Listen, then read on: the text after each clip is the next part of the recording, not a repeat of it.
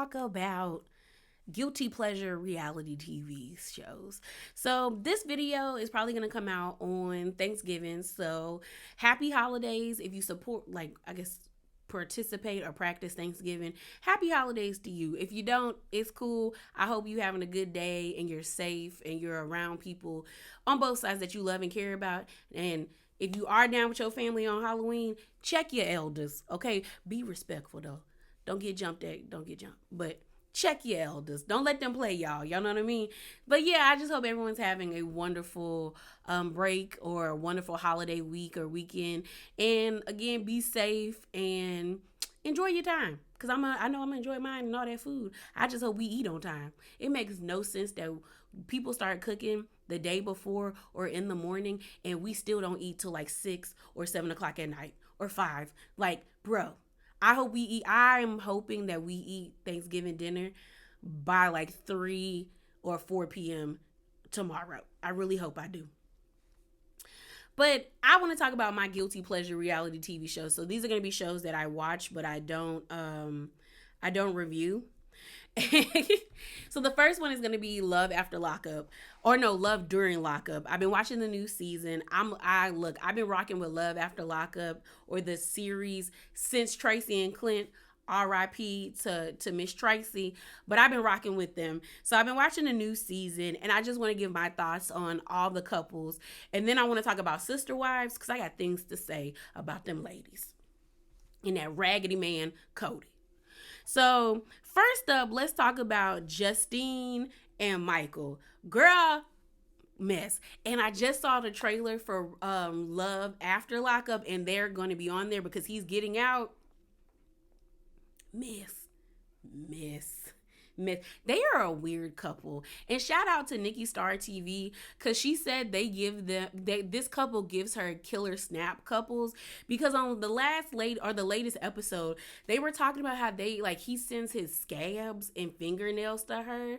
And she just thought that was like so like gross, but in a romantic way. And I was like, nasty. And I was like, how are you sending that? That's biohazard material, girl. But they're together. Like I said, they're going to be a couple featured on the new season of Love After Lockup. And my thing is, I don't understand why she was in such a haste to marry this man while he was still incarcerated. She bought her dress like on the first episode, and by like episode 2 or 3, she was already getting married to this man. It doesn't really seem like the family like likes her, like they're tolerating her, but it's like they haven't gotten the opportunity to really get to know her, so I don't think they really trust her.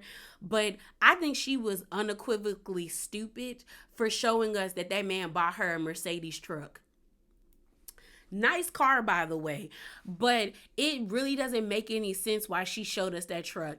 I really think that this woman is living her hood girl fantasy, trying to be a drug dealer's girlfriend because Justine is mixed, but the way her mom was looking when that truck pulled up, and she was like, that white lady was like, where he get the money from? Like, where he get the money for this truck? And low key, I was with, like, high key, I was with the mama, and I was like, girl, this looks like a hot car. Like, someone stole this car from somebody. Why are you showing us this? Or he purchased this car with money that they don't know he got. And I'm like, do y'all not know that these people be watching these shows? All the reality stars that get locked up because y'all be flossing on the internet, go to Bravo. Jen got locked up. Teresa got locked up. Now the Chrisleys getting locked up. I'm like, y'all need to stop flossing on the internet, bro. Stop flossing on the internet. So they're just weird. And she's trying to say that because her cousin on the last week's episode popped up and she was like, well, he got that money from his rapping. Girl, he ain't even a SoundCloud rapper, for real. Like, sis, we know that's dirty money that probably bought that car. And you should have never showed it to us. You was trying to floss on TV and you might get him caught up. I'm going to need to see the deed or the car note or whatever on that to make sure that's real. So next is Melissa and Louis. Y'all, something wrong with Melissa. And it's sad. Melissa and Louis is so sad. Melissa seems like she would be a stalker, or not even seems, she gives stalker vibes in real life. The fact that she's going to like all these places where she was like, me and Louis, like I want to be like, this is where all the kids used to go and have sex, park their cars right here and do that. That's what I want to do once Louis gets out here. I'm like, why are you trying to relive your high school days? Like, why? I genuinely think that like it should be mandatory for everybody to go to therapy at least for like a year after they get out of high school, because high school has done a number on a lot of us. Because you have some people who are stuck back in those days and trying to relive their glory days, that they don't know how to adapt. That's when you got them super, super, super seniors, like in college and in high school, that were so great in high school, or they had such a wonderful time in high school, that when they got into the real world, they couldn't recreate it. So they keep coming back to their old stomping grounds. And then you have people who either were tormented by high school and can't let that go and move on into adulthood and move past that. And it's just like, we probably all need therapy. Like for me, high school was fine. Like there were good moments, there were bad moments. But I even knew that like it's not good to peak in high school. I will never forget my eighth grade teacher saying this to the class when she got pissed off, and she was like basically fussing out these two eighth grade girls who were like the popular girls at our school. And I remember her saying, "Who wants to peak in eighth grade? Like, you better hope y'all make it out of high school." And I always like, I don't know why that stuck with me, but I thought about it and I was like, yeah, who wants to peak in high school? Once you go into school with that mindset, it's like, this shouldn't be the pinnacle of your life. And I feel like that is what Melissa is trying to recreate. She's trying to recreate her life, like trying to like redo her life, because maybe life outside of high school hasn't been great. But she got a rude awakening last episode when Louis hung up on her when she was trying to check him about the yoga instructor, excuse me. And then finding out that I guess he's not going to parole to Jersey. He's going to stay where, I can't remember what state he's in, but he was like, once I get out of jail, I can't leave the state. Like and if I want to get my old job back, because she went to his old job and they were singing his praises. I feel like everybody got a crush on Louis, but they were singing his praises, and she basically was caught off guard that he was like, yeah, I'm not leaving. And then he hung up on her. And I'm like, Melissa, girl, you need therapy. Melissa needs therapy. And I don't even think she got enough, like, I don't know, because his mama don't play, and the fact that she showed up that late to their dinner shows that his mama don't play. Like, the way his mama was staring her down, I was like, ooh, girl, you done pissed off the wrong lady. Done pissed off the wrong lady. So next would be Chelsea and Mike. Chelsea is deaf. She's our first, like, hearing impaired, I guess, free person. I don't know what they call them, because she's not an inmate. I feel so bad for Chelsea. I was really disgusted at the fact that her dad doesn't know sign language. I was like, why does your daddy not know sign language? Like, Chelsea is almost in her 40s. So you telling me from when she was an infant till now, because y'all just didn't find out this lady was deaf, that you never learned how to sign? I was like, oh, you're one of those fathers or one of those parents who feel like because their child is disabled, they don't feel the need to cater to them, because they think by catering to them is going to make them weak, when they're kind of already at a disadvantage because they have a disability. And the way our world works and how our society is very ableist in some ways, that he gives that, like, he wouldn't want to help his child out. Because that pissed me off when I was like, this man really don't know how to, like, communicate with his child. And I get it. He got PTSD from her previous relationship where she was actually in an abusive relationship. But the fact of the matter is, I'm like, you probably couldn't even help your child out the best way that you could, because you don't even know how to communicate with her. She probably could have told you a lot sooner what was happening to her if you knew how to sign. But I do think it's, I don't know. I just, this whole story about Mike having a stroke and they can't find what prison he's in because they moved him really sounds to me that Mike probably might be talking to somebody else and the family's in on it. Because it doesn't make sense to me why they haven't told or given his family updates on how he's doing. I just feel like she getting scammed and I feel bad for the lady. Next is Emily and Dory. Emily and Dory, this whole group is stupid. Emily is stupid. I don't understand why Emily is messing around with this man. She's trying to scam a scammer. That's what she keeps telling herself, but I really think she's about to get herself caught up in some dangerous mess because we had Dory's friend coming to Emily about the stimulus check, basically telling her, like, when I ask you for $200, you gonna give me my $200. That man owes me, basically referring to Dury, saying I've done a lot for him, so he has to do for me. And it left Emily shook. And I'm like, Emily, your friends are smart, because her friends actually care about her and have been telling her, like, girl, get out. Like, leave him alone. Like, you don't have to put up with this. But she's trying to hold true to, like, oh, I'm trying to scam a scammer. But really, Emily's feelings got hurt that she found out that that man was cheating on her and she got played, and now she's trying to play him. But I just think she gonna end up getting hurt because that man she went to go meet, Dory's friend or cellmate or whatever he is, gives very much, I put my hands on women. And I'm like, Emily, girl, let that go. Let that go. We then have Mark and Cincinnati. Mark is weird. Mark is weird. Mark is weird, y'all. Like, Mark gives low-key, high-key incel vibes. And him constantly trying to, like, it's weird. He's weird because you're saying that you have all this wealth and this money, and I'm like, you can't pull nobody in the free world. And you purposely going after these inmates or these women that are incarcerated. And I don't get why he's talking to Cincinnati, because Cincinnati ain't getting out. I think she's like 21 or 22, but I remember somebody I think Auntie's Advice did a video on her, and I think in that video, I think she said that that girl not getting out for like 10 or 11 years because of how violent her crime was. And I'm like, by the time that girl get out, she gonna be in her 30s. She is not gonna want no Mark. She gonna want to relive her 20s and live her life. And I'm just looking at Mark like, you're weird. He gives very creepy vibes. On top of that, him constantly thinking that if he gets these women pregnant, because he's also talking to another inmate, that their time will get lessened, doesn't make sense to me. Because if you're supposed to be this tech mogul or whatever, why haven't you Googled? I'm like, have you never seen Baby Behind Bars?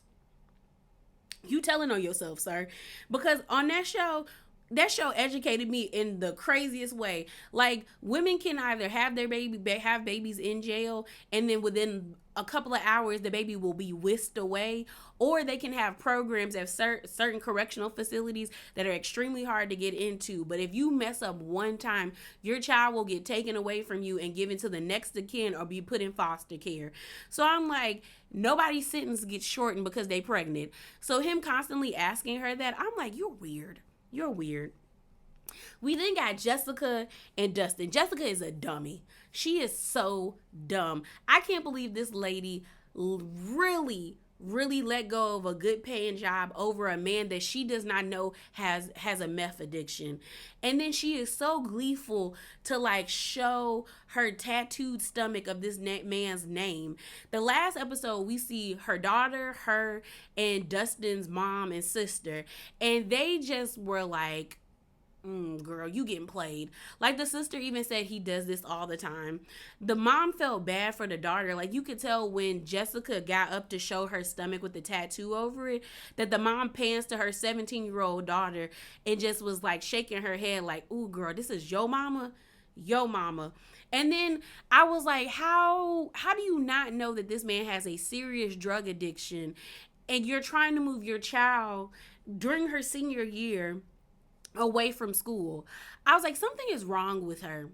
Something is completely wrong with Jessica.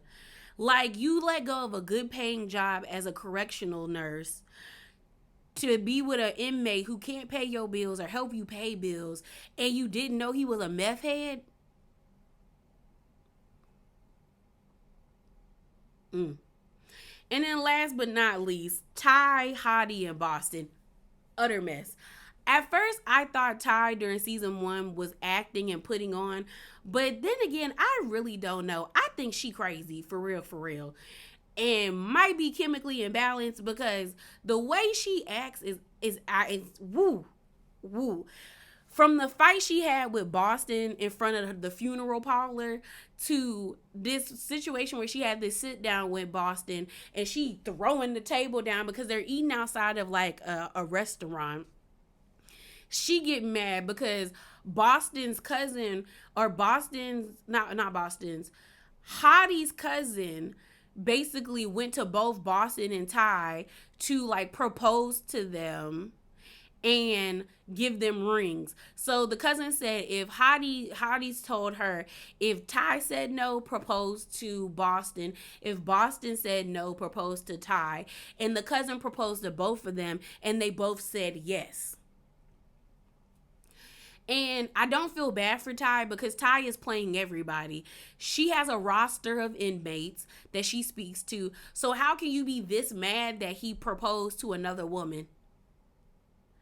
Even though it's wrong. And then finding out that Boston is 27, because I thought that lady was all of but like 35 or 37 with that 28 piece in her head and them tight curls.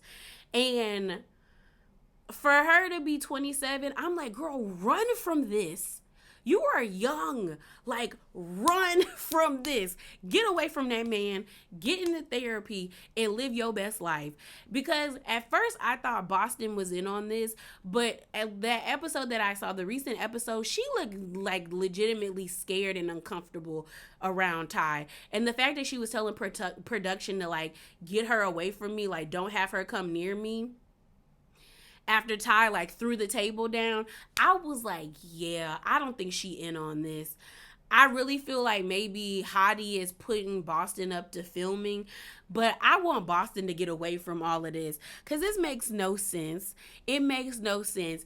Ty was trying to give her best Tyler Perry monologue. As a woman, I am hurt that he would do this to me. I said, girl, not you being hurt and you got several other men you talking to and you got them on a roster. Girl, be quiet. Be quiet.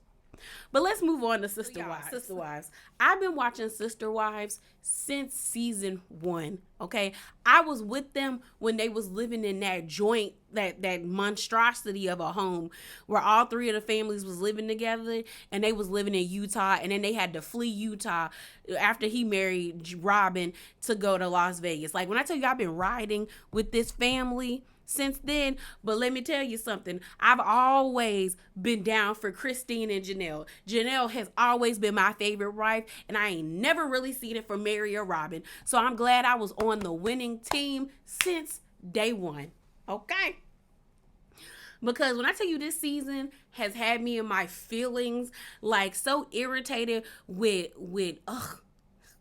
Cody, with Robin, with Mary, like, I've been over them. When I tell you I have been over them, I just been over them.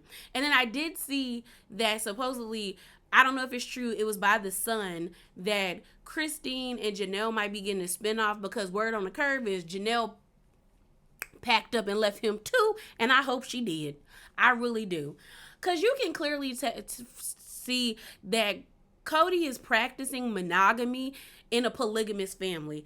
To me, I have no qualms with polygamy or people being in polyamorous relationships as long as everybody has consented to it. I'm very much that person, like, what works for you as long as it's legal and everyone has agreed that, like, this is the lifestyle we're going to live. This is the marriage, what's it called? Like, this is the marriage I want out of this, then I don't think that's wrong. Like, that does not bother me. But what bothers me with this situation is that Cody is trying to call all these shots, but he's not even following the rules of what he is saying that his family is committed to. He is very much practicing monogamy with a polygamous family. That's what he's doing, because the season opens up and we find out that Christine has moved, like, is moving on with her life. She don't want to be with Cody no more. Her and Janelle are like this. So Janelle already knew she was ready to leave out because she could tell that Christine was getting tired of being in this relationship, and she ready to go. And I think the thing that really helped her, which kind of helped a lot of people in a weird way, was the the panini, the pandemic. Like, a lot of people learned, like, a lot of people through that experience learned that sometimes they don't need certain people in their lives and they can still be okay. And I think all the harsh rules Cody had for his family, it pretty much pushed them, like, he pushed them away to the point where they all kind of realized that, like, yo, I really don't need him around and my life will be just fine. Especially for Christine, because this whole entire season we find out that he really isn't involved in his kid's life. And the older kids are talking, like, not the first generation of kids that are, like, married and they're now having kids of their own, but like the second generation of kids are like, yeah, we don't really fool with our dad like that. Like, he doesn't come around. And Cody always tells on himself, which I didn't realize that until I started seeing people tweet about it and see TikToks about it. Cody has basically said that once his kids reach a certain age, they don't really need him. So once his kids hit, like, the age of, like, 8 or 9, he chucks the deuces and spends minimal time with them. For me, I knew Cody was trash after he did not go with Christine and Isabel when she was getting surgery for her back, for her scoliosis. I was like, and then to find out this season, because I thought it was like a surgery that was, like, in the state. They went out of state, as well as Christine was gone for a month. That's for her to have recovery. So I said, within a month, you did not come and visit your child. You did not take a week off to make sure she was okay. And Cody's whole rationale was, like, because of COVID. But it was like, that wasn't even it. Because you ended up going to a funeral where nobody was wearing any protective gear. So you really just didn't care about your child. And after that, I was like, yeah, he trash. After that, I was like, yeah, that man trash. Because I was like, I could not believe that he did not go with them. And then the way he has been, like, treating Christine in this whole situation, like, Cody, Mary, and Robin have been trying to actively, no, not trying, but have been actively gaslighting and low-key trying to bully Christine into moving the way they want her to move with this divorce. Robin is trying to play this victim of, like, oh, I signed up for a polygamy. She can't leave. That's gonna, like, destroy our family. Plus, when she fights with Cody, he's always over here at my house. And Robin is like, she didn't sign up for Cody to be around all the time. But clearly you did, because you haven't been telling him to leave. You haven't been telling him to go visit Mary. You haven't been telling him to spend more time with not Giselle, but with Janelle. You have been okay with that man being around you, and you just sit there and complain about it. And I'm just like, girl. And now they're trying to, like, financially abuse Christine, because they're mad that Christine was smart enough to sell her home in Las Vegas. And then when they moved to Flagstaff, she bought her home there. So when she leaves and sells that home, that money goes directly to her. They're mad and they want her to give that half of the money, or I guess they're trying to, like, buy her out or something. That part was weird to me.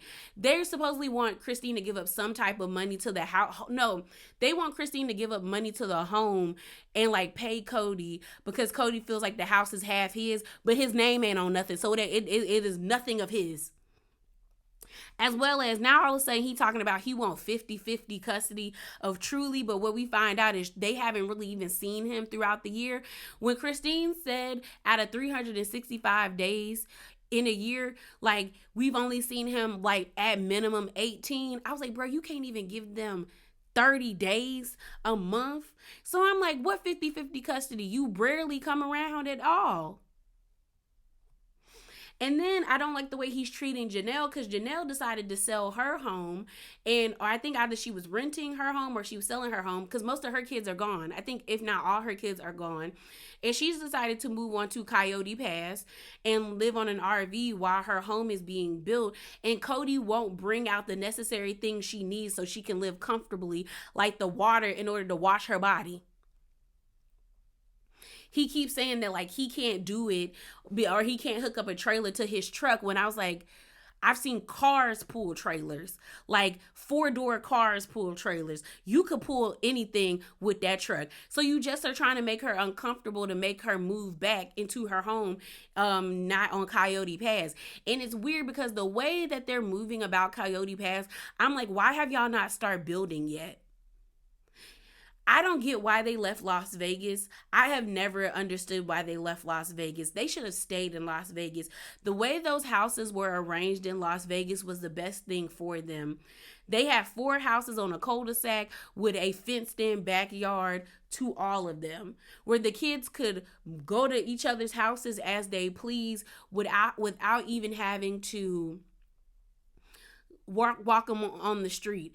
And I don't understand why they moved. I never got why they moved. Like, their reasoning, or Cody's reasoning for moving his family, has always been stupid to me.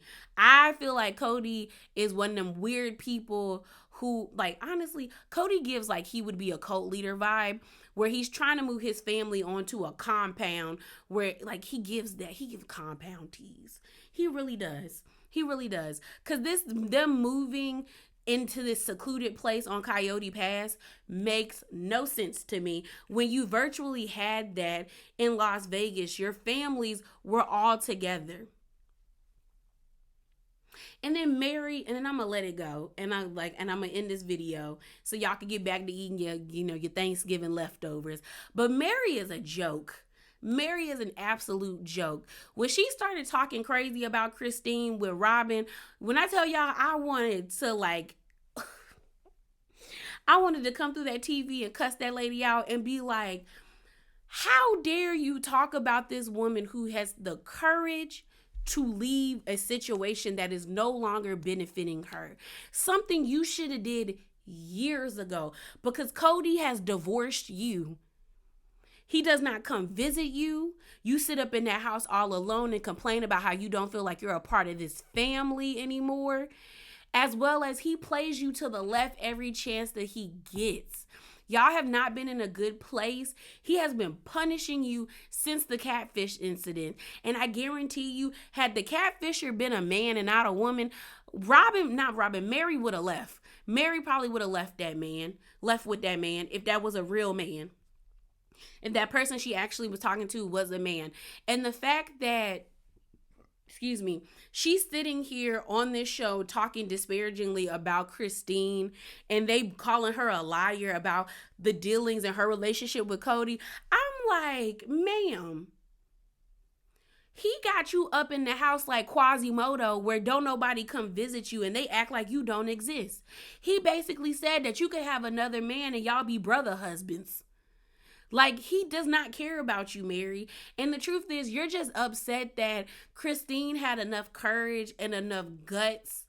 And even though I can tell Christine is scared about what she's doing, but she knows she's going to be happy on the other side, to leave, to take her family and leave and start anew. And I feel like that's what Janelle is about to do, because most of her kids are like, they're adult age, and in the sense of like they're 18 and 19, like they no longer need to have such a Cody has never been really what's the word I'm looking for? I got a brain fart. Cody really ain't been in their life like that anyway. But I think Janelle was sticking around just to be like, okay, these kids have like their dad, me, like, and to be somewhat in a 2-parent household in a way. But now that they're adults and most of her kids are like married or have significant others, or they're out traversing the world by themselves now, and they only, they call their mama if they need anything. I think she realizes she don't really need to have Cody around, and I think that's ultimately why she gave that house away. But it just pissed me off how Mary was just like talking so negatively. And Robin is trying to act like a victim, and she's not. She's not. Like, Cody being like, you've been nothing but mean to yelling at Christine, talking about you've been nothing but mean to Robin. And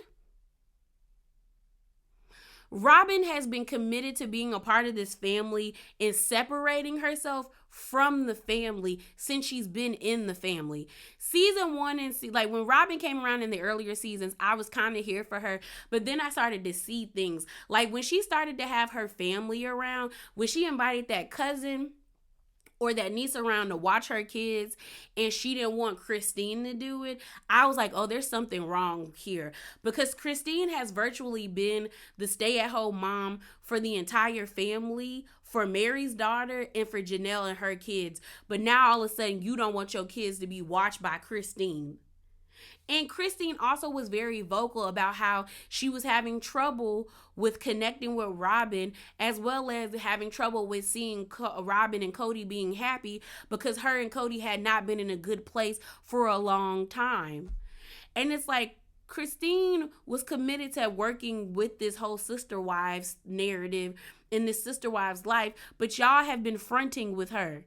So like I said, Cody is practicing monogamy in a polygamous family, because even when I think that one, I can't remember which kid was on TikTok that basically spilled the beans that Janelle low-key is out of there too. She said, yeah, he was sitting by his wife. And we all know when she said his wife was Robin, she didn't even was like, oh, he was sitting, like, she didn't even say like, oh, he was sitting by my mom Christine, or by my mom Janelle, or by my mom Mary, or by my mom Robin. Like, they don't even consider Robin that. They call Robin his wife because he has shown favoritism to that lady in a system where you're not supposed to do that, where he even proclaimed that he did not do that. Trash.